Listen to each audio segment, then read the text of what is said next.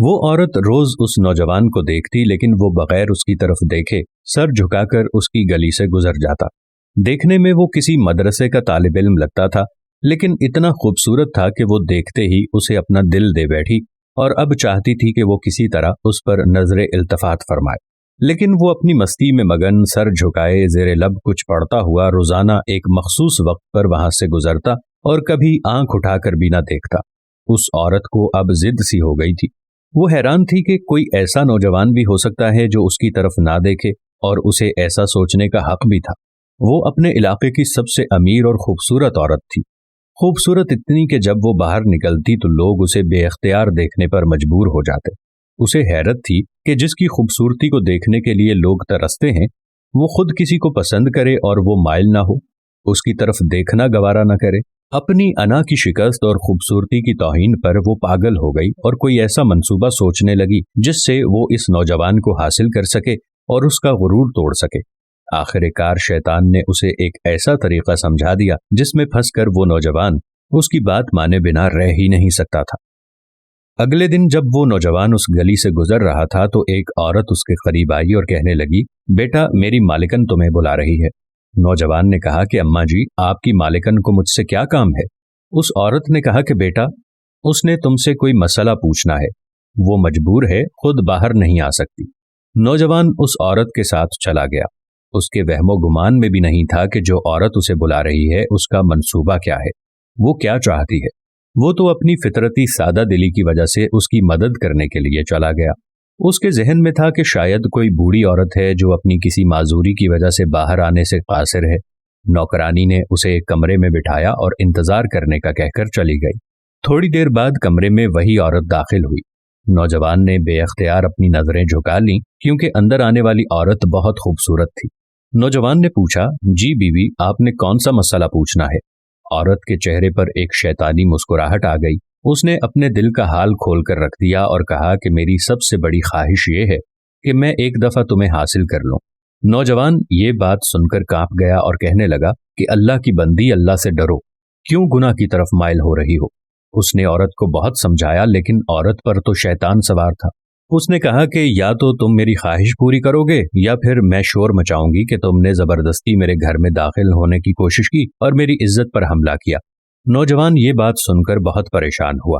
اسے اپنی عزت کسی بھی طرح محفوظ نظر نہیں آ رہی تھی۔ اس کی بات مانتا تو گنہگار ہوتا اور نہ مانتا تو لوگوں کی نظروں میں برا بنتا۔ وہ علاقہ جہاں لوگ اس کی شرافت کی مثالیں دیا کرتے تھے، وہاں پر اس قسم کا الزام لگ جائے یہ اسے گوارا نہیں تھا۔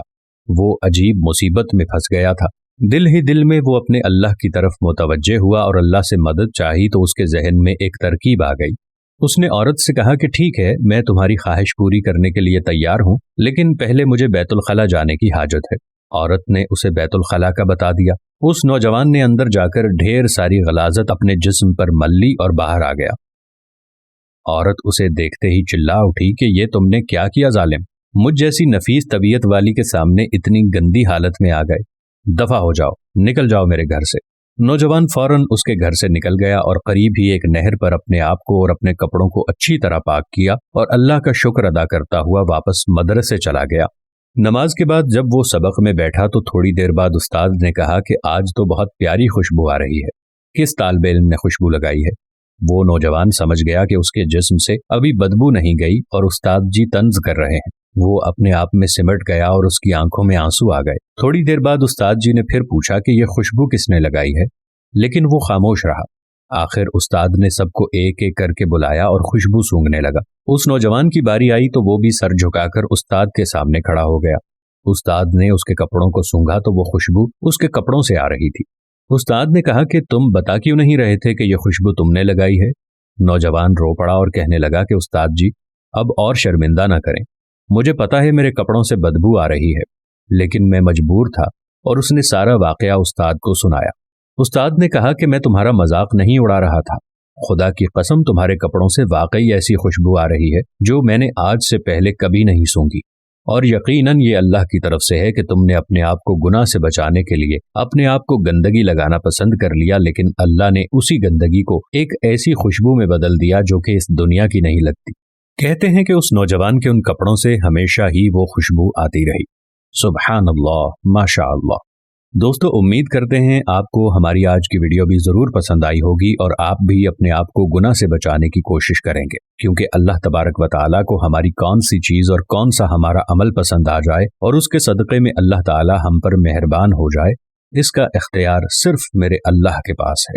उम्मीद करते हैं कि हमारी आज की वीडियो भी आपको जरूर पसंद आई होगी और सदक़े की नीयत से इस वीडियो को ज्यादा से ज्यादा शेयर करेंगे। प्यारा इस्लाम को लाइक करें और महफिल दुआ का हिस्सा बनने के लिए कमेंट्स में अपना नाम तहरीर करें। इंशाअल्लाह फिर किसी नई वीडियो के साथ आपकी खिदमत में हाजिर होंगे।